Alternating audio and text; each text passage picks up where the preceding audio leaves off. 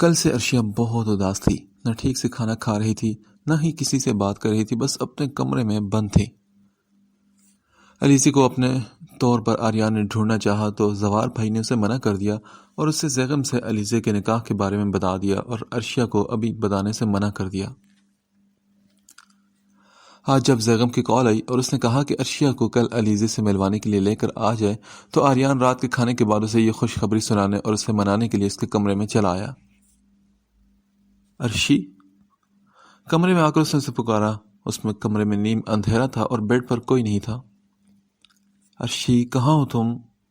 آریان روم میں آ کر ادھر ادھر سے دیکھنے کی کوشش کرنے لگا۔ باتھ روم کی بھی لائٹ آف تھی۔ ابھی وہ ہاتھ بڑھا کر لائٹ آن کرتا تبھی ایک تکیہ اڑتا ہو اس کے منہ پر لگا۔ اف، یہ کیا حرکت ہے تمہاری؟ آریان گڑبڑا گیا اور اس نے جلدی سے لائٹ کے بٹن پر ہاتھ مارا تو پورا کمرہ روشن ہو گیا۔ عرشیہ بیڈ کے نیچے بیٹھی تھی۔ آریان کو دیکھتے ہی ہاتھ میں پکڑا ہوا تکیہ اسے وہیں سے پھینک کر مارا تھا اس نے، جس کی اس بیچارے کو کوئی خبر نہیں تھی، اور لائٹس آن ہونے کے ساتھ ہی دھڑ دھڑ ایک کے بعد ایک تکیے اور کشن اس پر آ کر برسنے لگے۔ عرشی یار، یہ کیا کر رہی ہو؟ میری بات تو سنو۔ نہیں، کیوں آئے ہو تم یہاں پر؟ نکلو میرے کمرے سے، مجھے تمہاری کوئی بات نہیں سننی۔ اب اس کے پاس آ کر اسے دھکے دینے لگی۔ ارے میری ماں، میری بات تو سنو۔ نہیں، مجھے کچھ نہیں سننا۔ کیسے اس دن رعب دکھا رہے تھے تم؟ کیا غلطی تھی میری؟ آریان نے اس کے دونوں ہاتھ پکڑ کر اس کے کمر سے لگائے اور ایک ہاتھ سے اس کی کمر کو پکڑ لیا۔ اچھا، اب بات سن لو، تمہارے لیے ایک خوشخبری ہے۔ ٹھیک ہے، جلدی پھوٹو منہ سے۔ وہ خود کو اس کی گرفت سے چھڑوانے کی پوری کوشش کر رہی تھی۔ سنو، علیزی کا پتہ چل گیا ہے۔ آریان نے اسے اسی طرح پکڑے ہوئے بتایا۔ کیا کہا؟ کیسے؟ وہ کہاں ہے ابھی؟ ایک ہی سانس میں اس نے سارے سوال پوچھ ڈالے۔ اب تو آریان سے خود کو چھڑوانا بھی بھول گئی تھی وہ۔ تم آرام سے سنو گی تو بتاؤں گا نا؟ ہاں ٹھیک ہے، میں سن رہی ہوں، بتاؤ نا پلیز۔ چلو آؤ، بیٹھو، آرام سے بیٹھ کر بات کرتے ہیں۔ وہ اسے ساتھ لے کر بیڈ پر آ کر بیٹھا۔ اب جلدی بھی بتاؤ دو، کیا قیامت کا انتظار کرے ہو؟ آریان کو چپ دیکھ کر وہ پھر سے بھڑک کر بولی تھی۔ بتا تو دوں گا، مگر مجھے کیا ملے گا پھر؟ وہ آرام سے پیر لٹکا کر بیڈ پر لیٹا اور دونوں ہاتھ سر کے نیچے رکھ لیے۔ ٹھیک ہے، لے لینا جو تمہیں چاہیے۔ اس وقت اسے کچھ ہوش نہیں تھا۔ علیزی کے بارے میں سن کر اس کے سامنے بیٹھے اس کی منتیں کر رہی تھی وہ، اور آریان بھی اس کا بھرپور فائدہ اٹھا رہا تھا۔ اچھا سنو، علیزی زیغم بھائی کے پاس ہے۔ کوئی ٹریجڈی ہو گئی تھی علیزی کے ساتھ جس سے زیغم بھائی نے اسے بچایا، اور اب وہ اس کے نکاح میں ہے اور آرام سے ان کے گھر میں رہ رہی ہے، اور انہوں نے کہا ہے کہ میں تمہیں کل علیزی سے ملوانے کے لیے لے کر جاؤں۔ آریان، کیا تم سچ کہہ رہے ہو؟ عرشی نے اس کی شرٹ کے کالر کو دونوں ہاتھ سے پکڑ کر جھنجھوڑ کر پوچھا۔ وہ یہ سن کر خوشی سے پاگل ہونے لگی تھی کہ ایک تو اس کی دوست مل گئی اور اس کی شادی بھی اس کے پیارے بھائی سے ہو گئی تھی۔ ہاں، میں سچ کہہ رہا ہوں۔ آریان نے اس کے کمر میں ہاتھ ڈال کر اسے خود پر گرایا، مگر اسے ہوش کہاں تھا۔ اچھا، پھر ابھی ملنے چلتے ہیں نا علیزی سے؟ ارے نہیں یار، ابھی نہیں، ابھی اس کی طبیعت کچھ ٹھیک نہیں، اس لیے آرام کر رہی ہے، اور پھر ٹائم بھی دیکھو کتنا زیادہ ہو چکا ہے۔ تمہیں کیسے پتہ چلا علیزی کا؟ عرشی نے اسے ایک اور سوال کیا تو وہ بولا، زوار بھائی نے مجھے بتایا تھا۔ آریان نے اس کے بالوں کی لٹ کو کان کے پیچھے کرتے ہوئے کہا۔ اس کا چہرہ خوشی سے گلاب کی طرح کھل گیا تھا، اور اسے دیکھ کر آریان کا دل بھی، وہ تو یہ بھول بھی گئی تھی کہ اس سے وہ ناراض تھی۔ چلو اب تم میرا نام تو دو مجھے، اتنی بڑی خوشخبری سنائی ہے تمہیں۔ اوہ ہاں، چلو میں چائے بنا کر لاتی ہوں تمہارے لیے، کیا یاد کرو گے تم؟ عرشی اٹھنے لگی جب آریان نے واپس اس کو خود پر گرا لیا اور کروٹ بدل کر اس کو بیڈ پر لٹایا اور خود اس پر جھکا۔ یہ سب کچھ سیکنڈز میں ہوا تھا۔ عرشیہ کی سانسیں تیز ہو گئی اور چہرہ شرم سے سرخ ہو گیا۔ اس نے نظریں جھکا لی تھی۔ سنو، مجھے چائے کی نہیں، مجھے چاہت کی ضرورت ہے، آریان نے خمار بھرے لہجے میں کہا۔ اس کی گرم سانسیں عرشیہ کا چہرہ جھلسا رہی تھی۔ آریان، جانے دو مجھے، عرشیہ نے بڑی مشکل سے کہنا چاہا، تبھی آریان نے اس کے ہونٹوں پر انگلی رکھ دی۔ اس وقت کچھ مت کہو، بس محسوس کرو عرشی، میرے پیار اور میری محبت کو۔ اس نے عرشیہ کے ماتھے پر اپنے پیار کی مہر ثبت کی اور پھر باری باری دونوں آنکھوں پر اپنے دہکتے ہوئے لب رکھ دیے۔ عرشی نے اپنی آنکھیں بند کر لی تھی۔ اس کی دل کی دھڑکن بھی تیز ہو رہی تھی۔ اسے تو یاد ہی نہیں تھا کہ وہ اس شخص کے نکاح میں ہے۔ ہر وقت لڑنا الگ بات ہے، مگر اس وقت عرشیہ کی جان میں حلق میں آئی ہوئی تھی، اور آریان کو تو کوئی ہوش ہی نہیں تھا۔ وہ اس کے ایک ایک نقش کو بڑی محبت سے چھو رہا تھا۔ اسے شام میں جانا تو وائٹ ہاؤس ہی تھا، مگر ضروری میٹنگ اور آفس کے کام کی وجہ سے وہ رات تک مصروف رہا۔ رات کو وہ وائٹ ہاؤس آنے کے بجائے اپنے دوسرے بنگلے پر آ گیا، جہاں گاؤں سے لوگ آ کر رہتے تھے۔ اس کا دل بہت بے چین تھا۔ ایک پل کے لیے بھی اسے سکون نہیں آ رہا تھا۔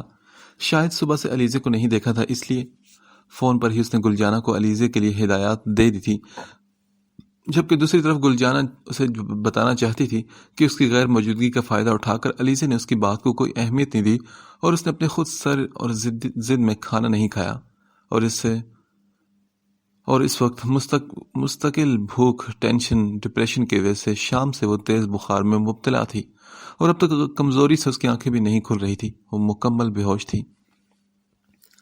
روتی ہی گلجانہ یوسف کے پاس چلی آئی۔ بابا تم کچھ کرو، خان کو فون کر کے بتاؤ کہ بیوی کی حالت بہت خراب ہے۔ اگر بیوی کو کچھ ہو گیا تو خان ہم کو جان سے مار دے گا۔ اس کا خوف اور رونا دیکھ کر یوسف خان، جو گارڈز کے فرائض سر انجام دیتا تھا، وہ بھی گھبرا گیا۔ اس نے ضمیر گل سے خان کا نمبر لے کر انہیں فون کیا تو اس کی اطلاع پر دھاڑا۔ کیا کہہ رہے تم یوسف خان، اور تم مجھے اب اطلاع دے رہے ہو؟ وہ غصے اور جھنجھلاہٹ میں اس پر چیخ اٹھا تھا، جبھی اس کا دل اتنا بے چین تھا کہ نہ جانے کیا حالت ہو گئی تھی علیزے کی۔ فوری طور پر اس نے اپنے فیملی ڈاکٹر کو فون کر کے وائٹ ہاؤس پہنچنے کی تاکید کی، اور خود بھی بھاگتے ہوئے نیچے آ کر گاڑی نکالی اور تیزی سے وہاں سے نکلتا چلا گیا۔ اس وقت رات کے 2 بج رہے تھے، اور نہ ہی اسے اپنی جان کی پرواہ تھی، نہ دشمنوں کا ڈر۔ اس کی گاڑی فل سپیڈ سے وائٹ ہاؤس کی طرف بڑھ رہی تھی۔ سنسان روٹ کی وجہ سے وہ جلد ہی وائٹ ہاؤس پہنچ چکا تھا۔ آدھے گھنٹے کا رستہ اس نے محض چند منٹ میں طے کیا تھا۔ پیچھے اس کے گارڈز کی گاڑی بھی رکی۔ شیر خان ایک پل کے لیے بھی اپنے خان سے غافل نہیں ہوتا تھا۔ ڈاکٹر گردیزی اب تک نہیں آئے تھے۔ اس نے کمرے میں آ کر بے ہوش پڑی علیزے کو دیکھا، جس کا چہرہ بخار کی شدت سے سرخ ہو چکا تھا۔ اس نے نرمی سے اس کو چہرہ چھوا تو تشویش اور پریشانی نے اسے جھنجھوڑ دیا تھا۔ علیزے تمہیں کچھ نہیں ہو سکتا، تم یوں آسانی سے میری زندگی سے نہیں نکل سکتی۔ وہ اس وقت پاگل بنا اسے جگانے کی کوشش کر رہا تھا، جو اس کے بازو میں بے جان سی پڑی تھی، جسے دیکھ کر زیغم کی اپنی جان نکل گئی تھی۔ تبھی دروازے پر دستک ہوئی تو وہ ہوش میں آ کر اپنے لب بینچ کر دروازے کی طرف بڑھا۔ ڈاکٹر گردیزی آ چکے تھے۔ ڈاکٹر نے علیزے کو چیک اپ کر کے فوری طور پر 2 انجیکشن لگائے، اور ڈرپ بھی کمزوری کی وجہ سے لگائی، جسے ختم ہونے پر چینج کرنا ضروری تھا۔ اس کی ذمہ داری زیغم خان نے خود لے لی تھی۔ اب بالکل بھی وہ کسی پر بھروسہ نہیں کرنے والا تھا۔ 3 گھنٹے بعد ڈاکٹر کی ہدایت کے مطابق اسے علیزے کو دوائی بھی دینی تھی، اس لیے زیغم خان کا اب سونے کا کوئی ارادہ نہیں تھا۔ اس نے ڈاکٹر کے جاتے ہی گلجانہ کی خبر لی۔ صاحب ہم کیا کرتا، بیوی ہمارا بات سنتا ہی نہیں تھا، ہم کو معاف کر دو صاحب۔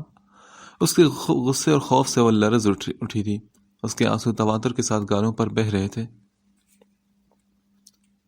اس گھر کو ایک ذمہ دار ملازم کی ضرورت ہے، تمہاری طرح غیر ذمہ دار کی نہیں۔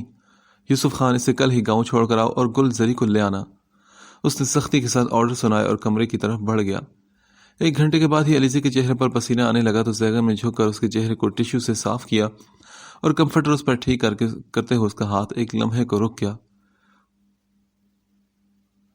اس کے سوٹ میں اس کا دلکش سوگوار حسن مزید نکھر گیا تھا۔ زیغم کو جہاں اسے اپنا سوٹ پہنے دیکھ کر خوشی ہوئی، وہاں اپنی کوتاہی کا بھی شدت سے احساس ہوا۔ اسے تو یہ یاد ہی نہیں تھا کہ علیزے کو وائٹ ہاؤس آنے کے بعد اپنی ضرورت کی ہر چیز کی ضرورت بھی ہے۔ زیغم نے کل ہی جا کر اس کا کام انجام دینے کا سوچا، اور پھر وہی اس کے پاس بیڈ پر نیم دراز ہو کر اسے دیکھنے لگا، اور پھر اس کا ہاتھ نرمی سے اپنے مضبوط ہاتھوں میں تھامتے ہوئے سرگوشی کی کیفیت میں اس کے غافل وجود سے بولا، تمہیں میری خاطر جینا ہے علیزے، تمہیں لوٹنا ہے میری طرف۔ میرا یقین کرو علیزے کہ میں تم سے سچی اور حقیقی محبت کرتا ہوں۔ کاش کہ تمہیں اس بات کا اندازہ ہو سکتا۔ آرزدگی کی کیفیت میں اس نے علیزے کے مخروطی ہاتھ کو ہونٹوں سے لگایا تھا۔ اس کے بعد جذبات کا ایک طوفان اٹھا تھا۔ زیغم بے قراری سے اس کے چہرے پر محبت کی بارش کرنے لگا، پھر اس کی گردن میں منہ چھپا لیا اور کتنی ہی دیر اس کی خوشبو کو خود میں اتارتا رہا۔ پھر اسے ہوش آیا کہ علیزے کی ڈرپ ختم ہونے والی ہے۔ اور پھر وہ ٹرپ کے ختم ہوتے ہی اس نے ٹائم کے مطابق اسے دوائی دی، اور پھر جب وہ تھک کر اس کے برابر لیٹا تو صبح کے 6 بج رہے تھے۔ اس نے الیزی کو اپنے حصار میں لیا اور تمام لائٹس آف کر کے سائیڈ چھوٹے لیمپ روشن کیے، جس سے روم میں خوابناک اجالا پھیل گیا۔ جلد ہی اس کی آنکھوں میں نیند اترنے لگی۔ پرسکون ہو کر اس کے سر پر تھوڑی رکھ کر وہ سو گیا۔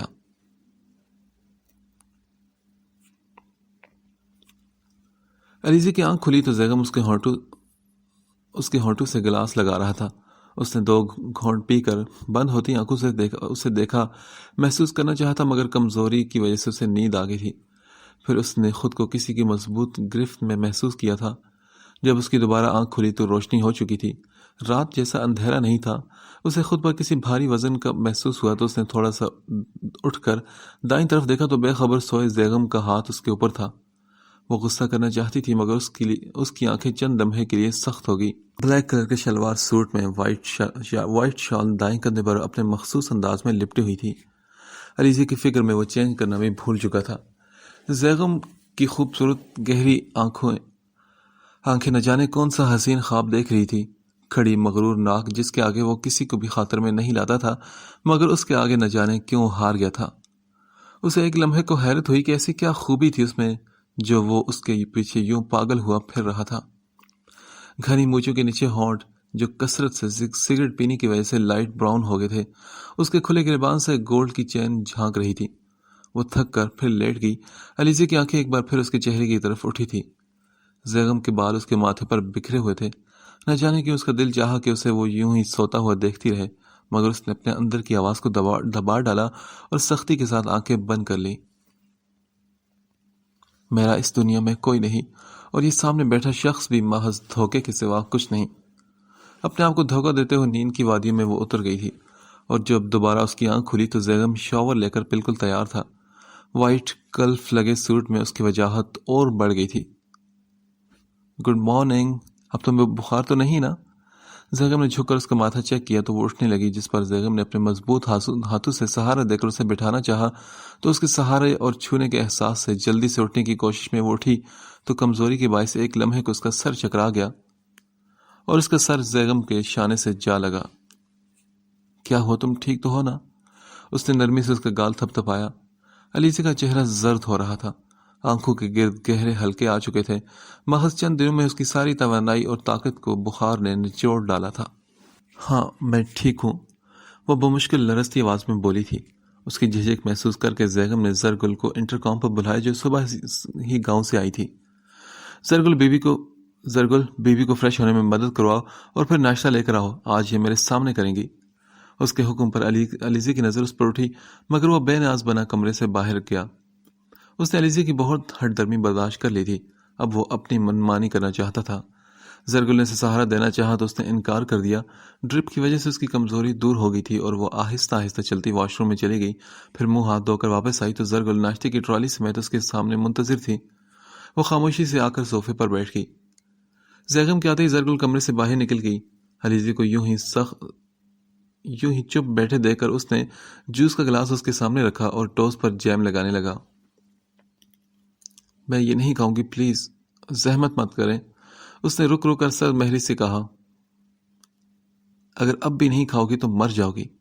وہ چھری پٹخ کر اس کی بے معنی ضد پر عاجز آ گیا تھا۔ ہاں میں نے مر جانا ہے، مجھے زندہ رہ کر کرنا بھی کیا ہے؟ مجھ جیسے گند اور الزام لگے لوگوں کی تو جگہ قبر ہی ہوتی ہے نا۔ اس کا مایوس لہجہ زیغم کو غم زدہ کر گیا۔ تم کوئی الزام یا گند نہیں، تم پاکیزہ معصوم ہو اور تمہاری سچائی اور پاکیزگی کا گواہ میں خود ہوں، تمہارا اپنا اگر تم سمجھو تو۔ زیغم نے اس کا ہاتھ پکڑ کر بڑی محبت سے کہا، جو اپنے تھے انہوں نے میرا اعتبار نہیں کیا تو میں کس طرح تمہارا اعتبار کر لوں؟ میں نے تو زیادہ کی خواہش بھی نہیں کی تھی، ایک ذرا سی خواہش اور خواب تھا کہ عزت سے میں زندگی گزاروں، مگر وہ بھی چھن گیا مجھ سے۔ میں کس طرح تمہارا اعتبار کروں؟ مجھ سے تو مان اور محبت چھین لی گئی۔ وہ دونوں ہاتھوں میں چہرہ چھپا کر پھوٹ پھوٹ کر رونے لگی تھی۔ زیغم اداس اور بے بس نظروں سے اسے دیکھنے لگا۔ اسے یوں لگ رہا تھا جیسے اس لڑکی کے آگے ہار رہا ہو۔ وہ لمحہ بلمحہ اپنے سے دور ہوتی اسے محسوس ہو رہی تھی اور اس کے دور جانے سے اس کی شدت میں اضافہ بھی روز بروز ہو رہا تھا۔ اسے کسی قیمت پر کھونا نہیں چاہتا تھا۔ اگر اسے کچھ ہوتا تو دوسری سانس اس کی بھی نہیں آتی. ایسی جنونی محبت ہو چکی تھی زیغم یار خان کو علیزے تیمور علی سے. ایسے نہیں کہو علیزے، میں تمہیں اعتبار دوں گا جو ٹوٹ گیا ہے. ہر وہ چیز جو تمہاری خواہش تھی، صرف ایک بار میرا یقین کر لو تم. اور ہاں پلیز ناشتہ کر لو. وہ بے بس لہجے میں نرمی سے بولا. کیا کر سکتا تھا وہ بھی؟ نہیں، مجھے ناشتہ نہیں کرنا. وہ آنسو پوچھتے ہوئے کسی ناراض بچے کی طرح ضد سے بولتی ہوئی اٹھ کھڑی ہوئی. دیکھو تمہاری زندگی اتنی بے معنی نہیں جو تم لوگوں کے پیچھے جو تمہیں چھوڑ گئے ہیں انہیں برباد کر ڈالو اسے، اور میں کھڑا بیوقوفی کی طرح تماشا دیکھتا رہوں. تمہیں اب کسی کے لیے نہیں، صرف میرے لیے جینا ہے. اور اب ناشتہ کرتی ہو یا میں زبردستی تمہیں کھلاؤں؟ زیغم نے بڑے حق بھرے انداز میں اسے بازو سے پکڑ کر اپنے قریب گراتے ہوئے کہا. وہ لمحے بھر کو اس کے اس درجہ قربت پر ڈر گئی تھی. اس کی گرم سانسیں علیزے کو اپنے چہرے پر محسوس ہونے لگی. وہ تو اس رشتے کو بھلائے ہی بیٹھی تھی جو ہاں کرتے ہی اس کے نام کے ساتھ جوڑا گیا تھا. وہ اس کے وجود کا مالک بن چکا تھا. علیزے جیسے تڑپ کر اس کی گرفت سے باہر نکلی. لمحے بھر کو اس کی آنکھوں کے آگے اندھیرا سا چھا گیا تھا، کمزوری کے باعث، مگر اس نے محسوس نہ ہونے دیا اور کمزور لہجے میں صوفے پر اس سے تھوڑا دور ہو کر رخ موڑے ہی بولی تھی. میں ناشتہ کر لوں گی، آپ جائیں یہاں سے. اس کی گریز کو محسوس کر کے زیغم جیسے زیر لب مسکرایا اور پھر کمرے سے باہر نکل گیا تاکہ وہ آرام سے ناشتہ بھی کرے. وہ ابھی سے کسی طرح کی کوئی ٹینشن دینا نہیں چاہتا تھا. ناشتہ تو وہ اپنے وقت پر ہی کر چکا تھا، اس کو تو بس کھلانا تھا. اب اس کے راضی ہونے پر وہ باہر آ گیا. اس کا ارادہ آفس کے کچھ کام نمٹانے کے بعد علیزے کے لیے شاپنگ کرنے کا تھا. اس نے گھڑی میں ٹائم دیکھا تو دن کے 11:30 بج رہے تھے. آفس کو 2-3-4 دن سے بالکل بھی ٹائم نہیں دے رہا تھا. وہ زرگل کو علیزے کے پاس بھیجتا اور خود پورچ میں کھڑی گاڑی کی طرف بڑھ گیا تھا. دونوں فرینڈ ایک دوسرے سے گلے لگ کر خوب روئی تھی. پھر عرشیہ نے ہی اس کی طبیعت کے خیال سے خود کو سنبھالا. علیزے تو اس حادثے کے بعد ٹوٹ گئی تھی، خود کو کمزور اور بے بس محسوس کر رہی تھی اور بات بات پر اسے رونا بھی آ رہا تھا. یہ سب کیا ہوا تھا تمہارے ساتھ؟ تم زیغم بھائی کو کہاں ملی؟ عرشیہ کے پوچھنے پر اس نے سب کچھ اسے بتا دیا. او مائی گاڈ، اتنا سب کچھ تمہارے ساتھ ہو گیا اور تمہارے ماموں اور ان کی فیملی نے تمہیں ڈھونڈنے کے بجائے خود ہی غائب ہو گئے. عرشیہ کا مارے غصے کے برا حال تھا. نصرت بیگم نے کیا فضول نہیں بولا تھا اس کے بارے میں. اچھا عرشی چھوڑو، تم، میری قسمت ہی خراب ہے تو کوئی کیا کر سکتا ہے. علیزے نے مایوسی سے کہا. وہ زندگی سے بالکل نا امید ہو چکی تھی. اسی وقت زرگل چائے لے کر آ گئی. بی بی صاحب، خان نے کہا تھا کہ آپ کو باہر لان میں لے جاؤں جب عرشیہ بی بی آئیں. عرشی کو وہ جانتی تھی. زوار کے ساتھ وہ فارم ہاؤس میں آتی رہتی تھی اور زرگل پہلی وہاں ہوتی تھی جب زیغم وہاں ہوتا تھا. تم چلو، ہم لوگ آتے ہیں. علیزے اسے انکار کرنے والی تھی جب عرشیہ بول اٹھی. چائے پی کر وہ لوگ باہر آ کر جھولی پر بیٹھی تو علیزے کو یہاں آ کر بہت بہتر محسوس ہوا. یہ لان کسی پرستان کی طرح تھا. ہر طرح کے نایاب پھول، چھوٹی سی مصنوعی جھیل بنائی گئی تھی جس میں وائٹ بطخیں تیر رہی تھی. پورے لان میں وائٹ ہی ٹائلز لگائے گئے تھے جو کسی کانچ کے پیس کی طرح چمک رہے تھے. اونچے اونچے درخت. پارکنگ کے بعد لان میں آنے کے لیے بیچ میں 4-5 سیڑھیاں بنائی گئی تھی. یہ گھر آبادی سے دور بنایا گیا تھا. آس پاس جنگل ہی جنگل تھا، اس لیے یہاں پر قدرتی خوبصورتی زیادہ تھی. عرشیہ کو لینے آریان آئے تو اس سے مل کر باہر آ گئی. تمہارا کیا رہنے کا ارادہ تھا جو اتنی دیر لگا دی؟ اس کی گاڑی میں آ کر بیٹھتی آریان نے سلگ کر پوچھا. 4 گھنٹے سے اسے 10 منٹ کا کہہ کر وہ ٹال رہی تھی اور اب وہ تنگ آ کر خود ہی اسے لینے آ گیا تو وہ بھی آدھے گھنٹے بعد باہر آئی، جس سے آریان کا غصہ کافی حد تک بڑھ چکا تھا. اب اتنی خوبصورت جگہ پر تم میرے لیے گھر بنوا کر تو دے نہیں سکتے، اس لیے دوسروں کی چیزوں سے دل بہلانا پڑتا ہے. اچھا، صحیح کہا تم نے. میں تو ٹھہرا ایک غریب بندہ، اس لیے تم فکر مت کرو. قبر میں تمہاری جگہ اس سے اور بھی زیادہ خوبصورت بنواؤں گا. اس نے جل کر عرشیہ کو تسلی دی. کیا کہا تم نے کمینے انسان؟ میں تمہیں جان سے نہ مار دوں؟ تمہاری قبر میں نالے میں بنوا دوں گی. دونوں ہاتھوں سے مارتے ہوئے بولی تھی. ارے رکو یار، کیا کر رہی ہو؟ گاڑی چلانا مشکل ہو رہا ہے مجھ سے. دیکھو گاڑی رک گئی تو شیر آ جائے گا ہماری آواز سن کر. اس کے ایک منٹ کو ہاتھ نہ رکتے دیکھ کر آریان نے اسے ڈرایا. کیا کہہ رہے ہو تم آریان؟ اس کے ہاتھ ایسے رکے جیسے چابی والی گڑیا کو رکتے ہیں۔ جنگل میں شیر ہی آئے گا نا، سلمان خان آنے سے تو رہا، اور اس پر تو مجھے گاڑی بھی نہیں چلانے دے رہی۔ آریان نے اپنی ہنسی روکی اس کی حالت دیکھ کر، اور یہ سن کر عرشیہ بی بی فوراً بالکل سمپل سی ملانی بن گئی، آنکھیں بند، سر پر دوپٹہ اور دونوں ہاتھ آپس میں جوڑ کر منہ ہی منہ میں کچھ پڑھنے لگی۔ گھر کے گیٹ پر گاڑی رکتے ہی عرشیہ نے آنکھیں کھولی۔ آریان بنا آواز ہنس رہا تھا، اور اب تو اسے دیکھ بھی نہیں رہی تھی۔ ویسے عرشی، تم ایک بات تو بتاؤ، تم پڑھ کیا رہی تھی ابھی تک؟ وہ گاڑی سے باہر نکلنے لگی تو آریان نے اسے پوچھا۔ عرشیہ کی حالت اب بھی خوف زدہ سی تھی۔ میں دعا مانگ رہی تھی کہ شیر آئے تو اسے میں نظر نہ ہوں۔ کیا کہہ رہی ہو تم؟ اور میرا کیا؟ مجھے دیکھ لے اگر تو پھر؟ آریان کا صدمے سے برا حال تھا۔ تو اس کا گھر ہے نا، جنگل، اب کسی کو تو وہ لے کر ہی جانا تھا نا، ساری دعائیں تو قبول نہیں ہوتی نا ایک ساتھ۔ اب آفس جاؤ، کیا گھورے ہو تم کہیں کام چور کہیں کے؟ یہ کہہ کر آریان کو سخت وہیں چھوڑ کر وہ کمرے کے اندر چلی گئی۔ سمجھ میں نہیں آ رہا کہ میں نے اسے ڈرایا یا اس نے مجھے۔ اس کے جانے کے بعد آریان نے بھی خود سے بڑبڑاتے ہوئے باتیں کی تھی۔ 10 کروڑ اپنی جگہ بہت اہمیت رکھتے تھے، اور زیغم یار خان نے اتنی بڑی رقم صرف ایک طوائف کو حاصل کرنے کے لیے ضائع کر دی اور اس سے نکاح بھی کر لیا۔ شبیر علی خان جسے ضمیر گل کی زبانی اس انکشاف پر انگاروں پر جا بیٹھے تھے، جب سے زیغم نے کسی لڑکی کو پسند کر کے ان سے رشتے کی بات کی تھی، اس وقت سے وہ زیغم خان پر نظر رکھے ہوئے تھی۔ ضمیر گل کو انہوں نے زیغم یار خان کے وائٹ ہاؤس میں اس کے سارے معاملات کی خبر لینے کے لیے رکھا تھا۔ اس کے ذریعے انہیں یہ بات پتہ چلی تھی، اور اب وہ زخمی شیر کی طرح دھاڑ رہے تھے۔ لیکن زیغم خان کو اس مخبری کی خبر نہیں تھی، ورنہ وہ اب تک زندہ نہ ہوتا۔ خان جی، اس لڑکی کا سودا خانم بائی کی لال کوٹھی میں ہوا تھا، اور چھوٹے خان نے یہ رقم چیک کی صورت میں ادا کر کے لڑکی کے ساتھ اپنے خاص بنگلے میں شفٹ ہو گئے تھے۔ وہ لڑکی کون تھی؟ ان کا سوچوں میں ڈوبا ذہن سائیں سائیں کر رہا تھا۔ وہ تو زیغم کو غیر برادری میں شادی کی اجازت نہیں دے رہے تھے، کچھ آ کے کسی طوائف زادی کو خاندانی بہو تسلیم کر لیتے۔ انہیں ایسا لگ رہا تھا کہ ماضی ایک بار پھر پلٹ کر آ گیا، لیکن اب تو سامنے ان کا اکلوتا بیٹا تھا جو اس خاندان کی آخری امید بھی تھا۔ اگر وہ بھی باغی ہو گیا تو وہ کیا کریں گے؟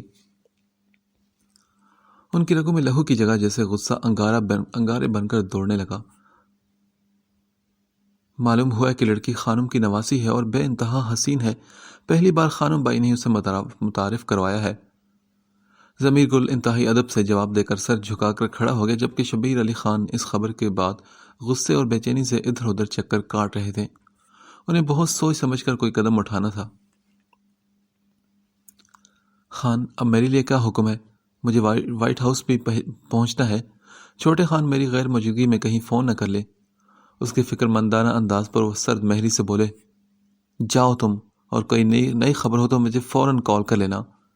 ان کا حکم ملتے ہی وہ رخصت ہو گیا، جبکہ وہ اپنی پریشانی میں گم ایسے ٹہل رہے تھے تبھی تیمور علی خان کے آنے کا انہیں پتہ بھی نہ چلا۔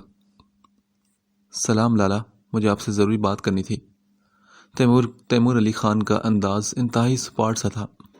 ان کی آواز پر وہ چونکے اور پھر صوفے پر بیٹھ کر صوفے کی پشت پر ہاتھ پھیلا کر سگار کا گہرا کش لیتے ہوئے بولے، مجھے بھی تم سے ضروری بات کرنی ہے، آؤ بیٹھو۔ کیا تم جانتے ہو کہ زیغم بھی انہی رستوں پر چل پڑا ہے جن پر کبھی تم چلے تھے؟ لیکن وہ مجھے جانتا نہیں۔ جب میں اپنی جان سے پیارے بھائی کو چھوڑ سکتا ہوں تو وہ کیا چیز ہے؟ اسے سمجھاؤ کہ واپس چھوڑ کر آئے اس لڑکی کو جہاں سے لایا ہے، یا کچھ دنوں بعد چاہے تو، مگر اسے ہم خاندان کی بہو تسلیم نہیں کریں گے، اور اگر اس نے ہماری بات نہ مانی تو ہم مجبوراً لڑکی کو ہی رستے سے ہٹا دیں گے۔ تم سمجھاؤ اسے، اس کے ہاتھ کچھ نہیں آئے گا۔ وہ انتہائی غرور اور تکبر سے بول رہے تھے، جیسے کسی انسان کے بارے میں نہیں بلکہ جانور کے بارے میں بات کر رہے ہوں۔ تیمور علی خان اب بھی ان کی باتوں پر افسوس سے ان کو دیکھ رہے تھے۔ علیزی کی آنکھ کھلی تو زیغم اس کے ہونٹوں سے گلاس لگا رہا تھا۔ اس نے 2 گھونٹ پی کر بند ہوتی آنکھوں سے اسے دیکھا، محسوس کرنا چاہا، مگر کمزوری اور نکاہت کی وجہ سے اسے نیند آ گئی۔ اگر ان کے پیارے بھتیجے کی بات نہ ہوتی تو کب کے اٹھ کر چلے جاتے ان کی ایسی باتوں پر۔ وہ ماضی میں کھونے لگے تھے۔ ان کی بات پر ان کی آنکھوں کے آگے مریم اور اپنی معصوم سی نیلی اداس آنکھوں والی بچی کی شکل گھوم گئی، جو 12 سال پہلے ان سے ملنے آئی تھی۔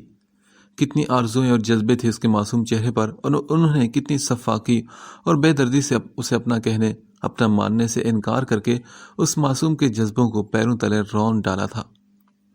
بیٹے کے غرور میں انہوں نے یہ سب کیا تھا، اور پھر کیا ہوا؟ ایک وقت آیا کہ وہ اپنی اولاد کے لیے ترس گئے۔ انہیں یاد تھا کہ جب معمولی سی بیماری نے ان کے بیٹے کی جان لے لی تھی، نہ ان کی جائیداد کام آئی، نہ ہی مال و دولت، نہ شہرت۔ پھر ان دونوں میاں بیوی کی امیدیں بیٹی سے وابستہ ہو کر رہ گئی۔ کچھ نہ صحیح اولاد تو تھی، اور جب بیٹی بھی بیمار رہنے لگی تو ان کی بیوی ان سے پوچھتی کہ ہم نے ایسا کون سا گناہ کیا ہے جو اللہ ہمیں اس کی سزا دے رہا ہے؟ مگر وہ کیا بتاتے؟ یہ سزا تو ان کے لیے تھی جس کی لپیٹ میں وہ بھی آ رہی تھی۔ وہ بے بس اللہ تعالیٰ سے اپنے گناہوں کی معافی مانگتے تھے، مگر اب تو وقت گزر چکا تھا۔ مریم بیگم ان کے دیے ہوئے زخم لے کر اس دنیا سے جا چکی تھی، اور علیزے نے لوگوں کی دھتکاریں سن کر زندگی گزاری تھی۔ دونوں کو ہی اب واپس وہ نہیں لا سکتے تھے۔ آخر انہوں نے بیوی کو سب کچھ بتا دیا، اپنی ماضی کے بارے میں، جسے سن کر وہ چپ ہو کر رہ گئی۔ نہ کوئی شکوہ کیا، نہ شکایت کہ ان کے گناہ کی سزا ان کو اور ان کے بیٹے کو ملی۔ اپنے آخری وقت میں انہوں نے تیمور علی خان سے وعدہ لیا کہ وہ مریم اور علیزے کو ڈھونڈ کر ان کا اصل مقام دلوائیں گے، اور وہ خود تو اس دن سے بے سکون تھے جب سے علیزے کو انہوں نے دھتکارا تھا۔ ابھی وہ سوچوں میں نہ جانے کہاں سے کہاں نکل جاتے جب شبیر علی خان کی آواز انہیں ماضی کی سوچوں سے کھینچ لائی۔ تم تو اچھی طرح جانتے ہو نا مجھے کہ میں روایتوں کا پابند اور اعلیٰ نثر اور حسب و نسب کے متعلق کس قدر حساس ہوں، اور میں ہرگز نہیں چاہوں گا کہ جسے وہ گندگی سے اٹھا کر ہماری پاکیزہ حویلی کے ماحول کو خراب کرنا چاہتا ہے وہ بہو کی حیثیت سے یہاں میرے گھر آئے۔ اس لیے تم زیغم کے پاس جاؤ اور اسے سمجھاؤ۔ جب اس قدم پر میں اپنے بھائی، عزیز از جان بھائی کو چھوڑ سکتا ہوں تو وہ تو پھر میری اولاد ہے۔ اگر میں نے اسے آگ کر دیا تو تمام زندگی نہ تو وہ میری وہ حویلی میں قدم رکھ سکے گا، اور نہ ہی میری زندگی میں حویلی کے کسی فرد سے مل سکے گا۔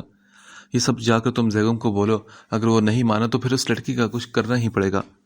کچھ دن چیخے گا، چلائے گا، پھر بھول جائے گا اسے۔ ہم جانتے ہیں ہم اس کی شادی اس سے بھی زیادہ خوبصورت لڑکی سے کروائیں گے۔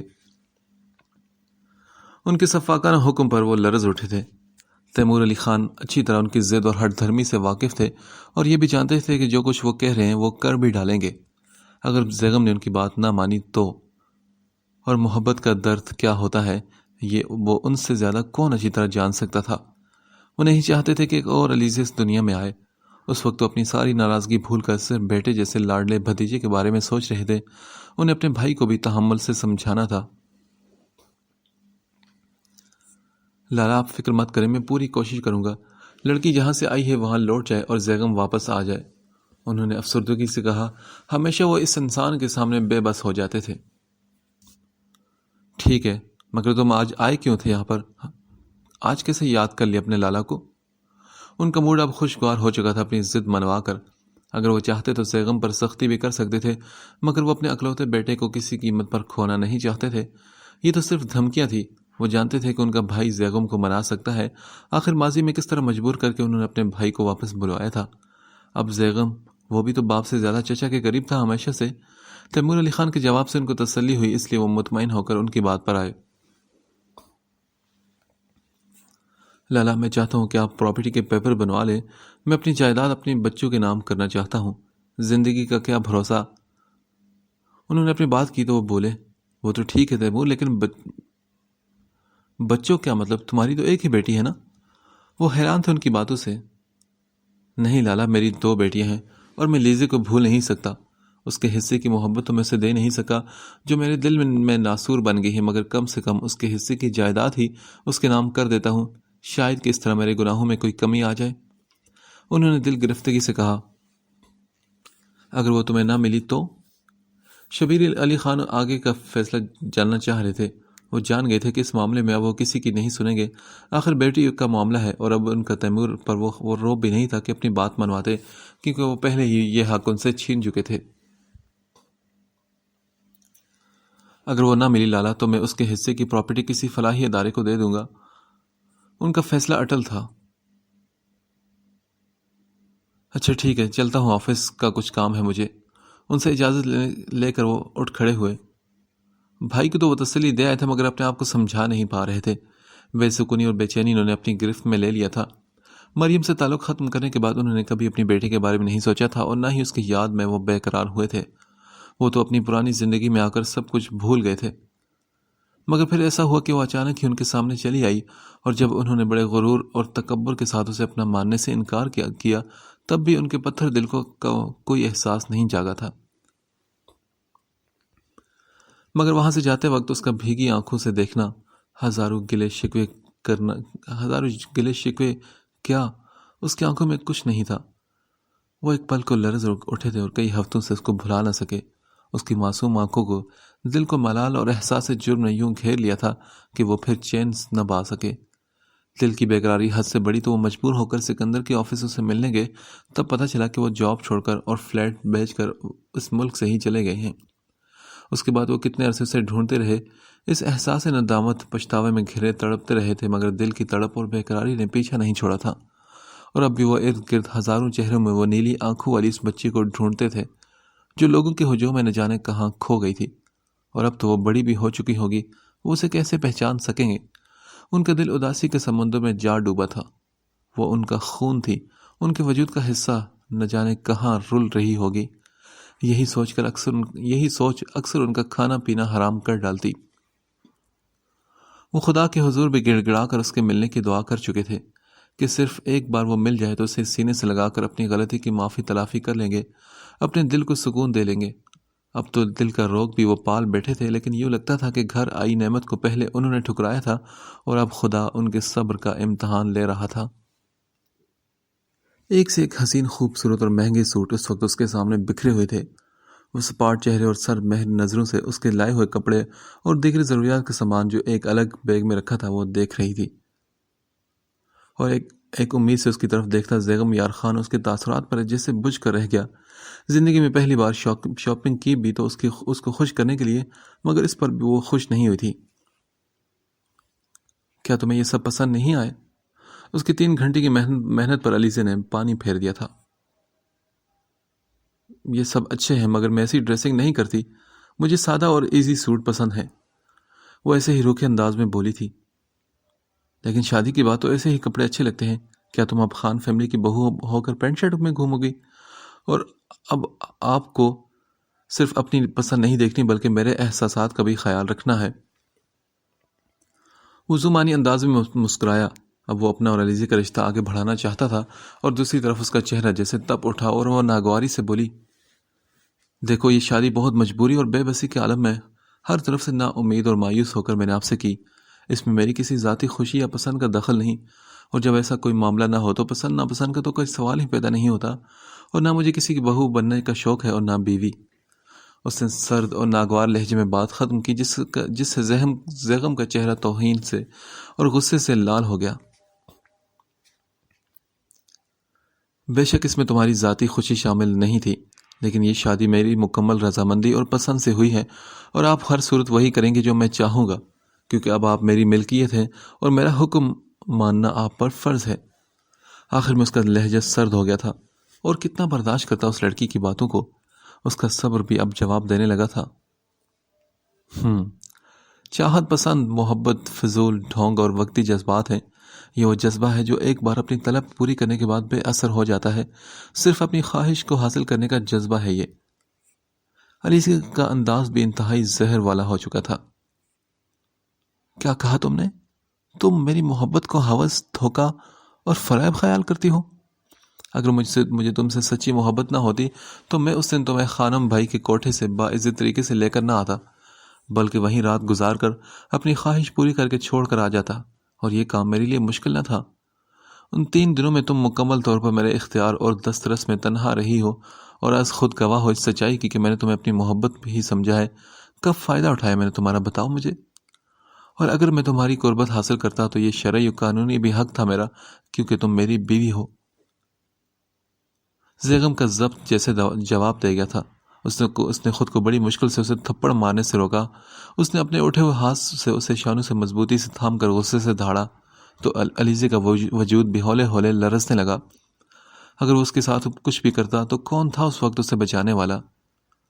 اس کا ہاتھ اٹھا اور علیزے کو خوف زدہ کر گیا۔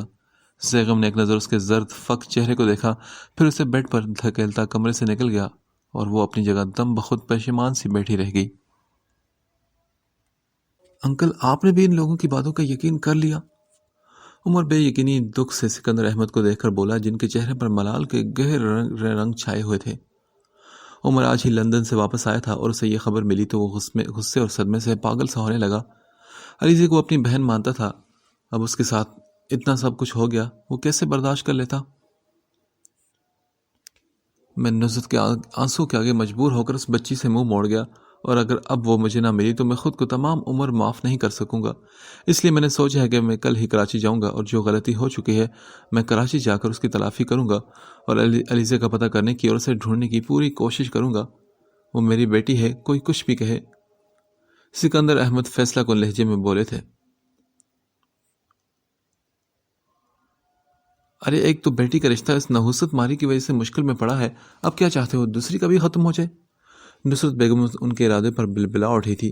ان کا سارا پلان چوپٹ ہوتا نظر آ رہا تھا۔ کتنی مشکل سے جان چھڑوائی تھی اس سے انہوں نے۔ احتشام کے گھر والوں نے جو غلطی کی ہے میں وہ ہرگز نہیں دہراؤں گا۔ مجھے جس قدر تحریم پر اعتماد اور یقین ہے اسی طرح علیزے پر بھی ہے۔ سکندر احمد نے مضبوط لہجے میں سختی سے کہا۔ علیزے کے غائب ہونے کی خبر نہ جانے کیسے ارمان حیات کو مل گئی اور اس نے اپنا بدلہ لینے کے لیے احتشام کے باپ کو ساری بات بتا دی، اور انہوں نے سکندر احمد کی فیملی کی طرف سے خاموشی اختیار کر لی اور کہا کہ اگر علیزے اپنے ماں باپ کے ساتھ گئی ہے تو تبھی یہ رشتہ قائم ہو سکتا ہے، اور اگر وہ کسی اور کے ساتھ بھاگی ہے تو ہم ہر رشتہ ختم کر دیں گے۔ ان کی ان سب باتوں کا سکندر احمد کو بہت دکھ ہوا تھا۔ انکل آپ فکر مت کریں، میں آپ کے ساتھ کراچی جاؤں گا اور وہاں CIA میں میرے دوست ہیں، وہ علیزے کو ڈھونڈنے میں ہماری مدد کریں گے۔ فراز نے ان کو تسلی دی۔ جیتے رہو، خوش رہو بیٹے، اگر علیزے مل گئی تو میرے دل سے احساس جرم کا بوجھ اتر جائے گا اور میں اس سے معافی بھی مانگ لوں گا کہ میں اس مشکل میں اسے تنہا اور بے سہارا چھوڑ آیا تھا۔ ٹھیک ہے انکل، مجھے پورا یقین ہے کہ ہم علیزے کو ڈھونڈنے میں کامیاب ہو جائیں گے۔ میں ابھی کل کے لیے سیٹ بک کرواتا ہوں۔ فی الحال ہم دونوں ہی کراچی جا کر اس کا پتہ کریں گے، آنٹی اور تحریم لوگ بعد میں آ جائیں گی۔ اس کے پر یقین لہجے پر وہ ایک بار پھر جی اٹھے تھے۔ غم و غصے سے جیسے اس کے اندر ایک آگ جل رہی تھی۔ وہ اس کے خلوص محبت کو کتنا غلط سمجھتی تھی، اس کی سچائی اس کے لیے کتنی بے معنی تھی۔ وہ کتنی ہی دیر ریش ڈرائیونگ کرتا رہا، سوچ کر جیسے اس کا ذہن تھک گیا۔ غصہ اس کا تھا جو کم ہونے میں نہیں آ رہا تھا۔ آخرکار جب کئی گھنٹے بعد وہ ساحل سمندر کے سامنے کار رو کر بیٹھا، اس کا غصہ اس وقت ختم ہو چکا تھا اور اس کی جگہ اداسی نے لے لی تھی۔ اب وہ مایوس سا اداس سے سوچ رہا تھا کہ اس کی غلطی کہیں نہیں تھی، اس لیے تو ایسے حالات پیش آئے تھے، اور ان حالات میں اس قدر متنفر ہونا لازمی تھا۔ کیا کریں، یہ دل کوئی نہ کوئی بہانہ ڈھونڈ ہی لیتا ہے محبوب کی غلطی اور برائی نظر انداز کرنے کی۔ اگر وہ اعتبار یقین کی منزل سے دور تھی تو اس میں قصوروار تو وہ نہیں تھی۔ اس کی زندگی میں ایسے لوگ آئے تھے جو اس کا سارا یقین اور اعتبار لے کے تھے۔ وہ علیزے کے ماضی کے بارے میں کچھ نہیں جانتا تھا سوائے اس کے کہ وہ خانم بائی کی نواسی ہے۔ اس سے زیادہ خانم بائی نے کچھ نہیں بتایا، اور اب وہ دوسری طریقے سے پتہ لگانا چاہتا تھا۔ خانم بائی کی بیٹی کا نام نیلم تھا اور دوسرا نام مریم، مگر اسے اس نام کی کسی عورت کی کوئی انفارمیشن نہیں ملی، کیونکہ سکندر احمد سب انفارمیشن ختم کروا چکے تھے۔ انہیں خانم بائی کا ڈر تھا اور وہ نہیں چاہتے تھے کہ علیزے کا ان کو پتہ چلے، مگر علیزے کا چہرہ ہو بہو مریم سے ملتا تھا، جن کی وجہ سے وہ علیزے تک پہنچ گئی تھی۔ اس وقت وہ کھلی ہوا میں خود کو پرسکون کرنے کی کوشش کر رہا تھا، تبھی اس کا موبائل بجا۔ اس نے کوئی توجہ نہ دی، پھر بار بار کال آنے پر اس نے بیزاری سے یس کر کے کان سے لگایا تو تیمور علی خان کی آواز سن کر وہ چونک اٹھا۔ چچا جان، آپ کیسے یاد کر لیا مجھے؟ ہاں میں، تم جہاں کہیں بے ہوش سیدھے گھر پہنچو، مجھے تم سے ضروری بات کرنی ہے۔ انہوں نے یہ کہہ کر کال کٹ کر دی۔ ویسے ہی اب اس کا وہاں رکنے کا کوئی جواز نہیں تھا، اس لیے وہ گاڑی میں بیٹھ کر نکل گیا۔ اس کا ذہن سوچوں میں گرفتار ہو چکا تھا۔ چچا جان نے اتنا ارجنٹ کیوں بلوایا اسے؟ کہیں علیزے کی خبر بابا جان تک تو نہیں پہنچ گئی؟ ایسی خبریں چھپی بھی نہیں رہ سکتی، اور وہ ہر طرح کے حالات کا سامنا کرنے کے لیے پوری طرح تیار تھا۔ اس نے سوچ لیا تھا کہ پوری دنیا سے بھی لڑنا پڑے تو وہ لڑے گا، وہ علیزے کے لیے ہر کسی سے اب لڑے گا۔